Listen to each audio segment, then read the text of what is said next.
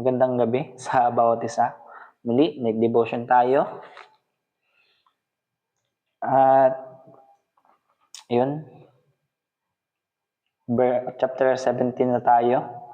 At umpisa natin sa verse 1 hanggang 10. Medyo para ako may iyak. Tears of joy ata itong aking nararamdaman. At yun, umpisa na natin.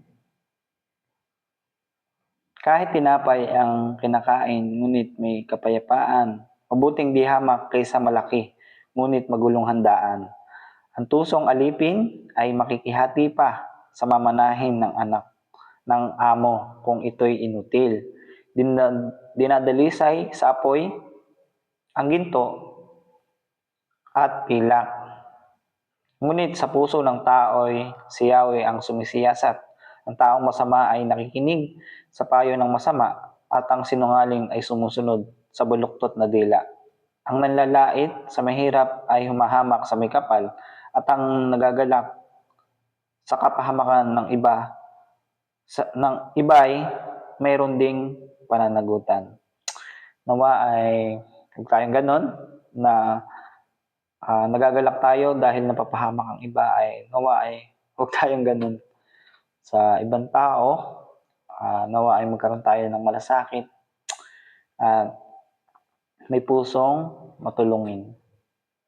At yun yung una kong nakuhang verse dito sa verse 17, yung maging mabuti sa kapwa at huwag maging huwag tayong magalak sa kapahamakan ng ibang tao. Verse 6 na tayo. Ang mga apo ay putong ng katandaan. Ang karangalan ng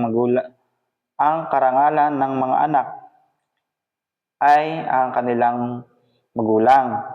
Ang pinong pananalita ay di mahanap sa mangmang, ni ang kasinungalingan sa taong marangal.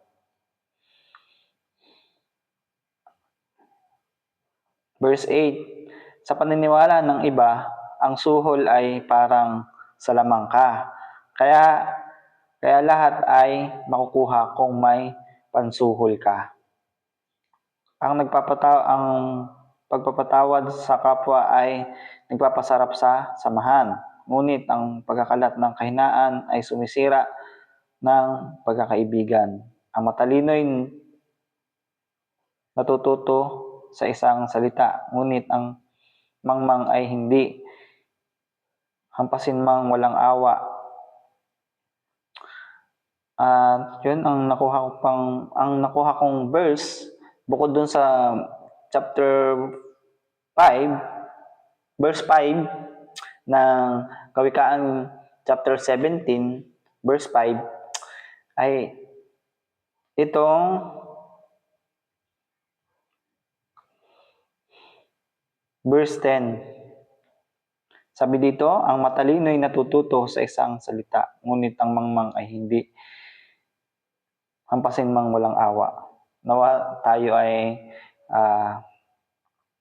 huwag tayong maging mangmang at maging matalino tayo. Tulad nga nung sinabi ko nung mga nakaraan, kung ikaw ay pinanganak ng matalino, ay nawa ay manatili kang matalino sa paaralan man yan or sa realidad. Yun, ang matalino ay natututo sa isang salita. Kaya kung ikaw ay pinapayuhan patungkol sa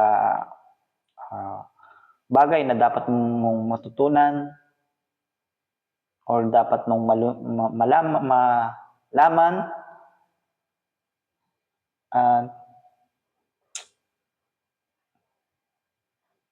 yun, kung ikaw ay pinagsasabihan, ay nawa ay matuto ka sa isang salita. At yun, hanggang dito na lamang. Yun, God bless, see you and next devotion.